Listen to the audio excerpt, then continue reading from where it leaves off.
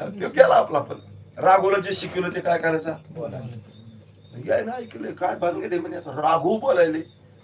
पोरं पुढे गेले, चौकात गेल्यावर काही लेकरं खेळत होते. खेळता खेळता लेकरं कर्मानं मोक्ष सांगायचे, हरबळून गेले ते. 2-3 घडलं ना, दुकानावर गेले, सीधा सामुग्री काय घ्यायची ती घेतली, महाराजाकडे गेली. कोणाकडे, शंकराचार्य. हा.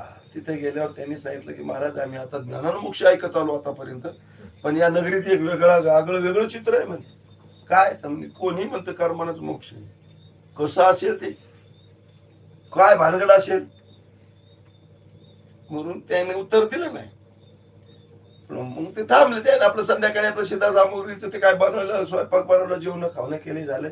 पण ती बातमी पुन्हा इकडं राजाकडे आली. कोण्या राजाकडं, कोणता राजा होता त्या नगरात, मंडन मिश्र.